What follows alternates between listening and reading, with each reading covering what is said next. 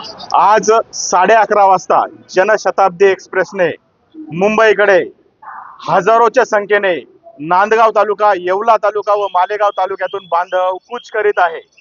जोपर्यंत सगळे सोयऱ्या कायद्याच्या अध्यादेशाची अंमलबजावणी होत नाही, जोपर्यंत हैदराबाद गॅजेटर लागू होत नाही, जोपर्यंत सातारा गॅजेटर लागू होत नाही, जोपर्यंत बॉम्बे गॅजेटर लागू होत नाही, जोपर्यंत मराठा कार्यकर्त्यांवर झालेल्या केसेस मागे घेतल्या जात नाही, तोपर्यंत आम्ही मनोज दादांसोबत खांद्याला खांदा लावून मुंबई सोडणार नाही।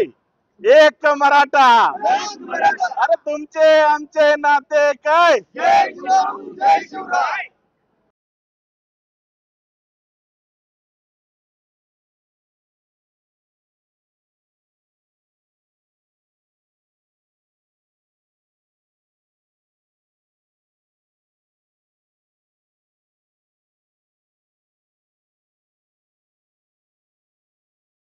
मला सांगा, आज तुम्ही मुंबईकडे का जाताय?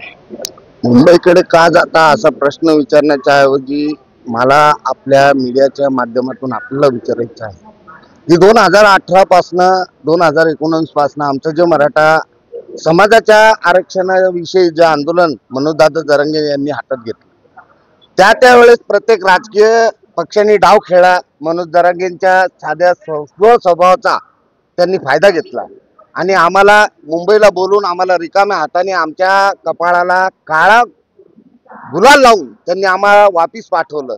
मग मराठा समाज हा ज्याप्रमाणे या महाराष्ट्रात तुकाराम महाराजांनी म्हटलं की बरं झालं देवा कुणब्याच्या पोटी जन्म आलो, म्हणजे कुणबी हा कोण? कुणबी म्हणजे शेती करणारा शेतकऱ्याच्या। जरांगे पाटलांनी मराठा समाजाच्या ज्या आतापर्यंत मागण्या आणि आरक्षणाबाबत जे आजपर्यंत आंदोलन पुकारली, त्याला मराठा समाजाने अनेक वेळा आणि भरपूर प्रतिसाद दिला आहे आणि त्यासाठी आता उद्या हा लढा अंतिम टप्प्यात आलेला आहे। त्यासाठी सगळे समाज बांधव हजारोच्या संख्येने, लाखोच्या संख्येने प्रत्येक तालुक्यातून, जिल्ह्यातून मुंबईकडे रवाना होत आहे आणि आम्ही आरक्षण घेतल्याशिवाय राहणार नाही। काय करायचं, कसं करायचं हे पाटील ठरवणार आहे। पाटील म्हणतील तसं या आमचा उद्देश आहे। त्याच्यामुळे आम्ही मराठा समाजाने बाकीचं डोकं लावून काहीतरी ह्याच्यातून आरक्षण द्या, त्याच्यातून द्या, त्याचं कट करा, याच्यात आम्हाला काही इंटरेस्ट नाहीये, काही आमचा संबंध नाहीये। हे राज्य सरकार किंवा केंद्र सरकार मराठा समाजाच्या आरक्षणाच्या बाबतीत अत्यंत असंवेदनशीलपणे वागून राहिलं, म्हणून ही परिस्थिती आली का हा लढा आता अंतिम टप्प्यात आले। त्याच्यामुळे आम्ही आरक्षण घेतल्याशिवाय मागे येणार नाही। नुसत्या मनमाड रेल्वे स्टेशनवरून हजारोचे संख्येने लोक 3 टप्प्यामध्ये या आता जाणाऱ्या गाडीमध्ये संध्याकाळच्या तपोवनी आणि उद्याच्या पंचवटीने मुंबईकडे रवाना होणार आहे आणि आरक्षण घेतल्याशिवाय आता परत येणं नाही। आम्ही घरी सांगून आलोय की आलो तर तुमचं, नाही तर आता समाजाचं, याच्याशिवाय पर्याय नाही। हाच आमचा पर्याय। जय जिजाऊ, जय शिवराय।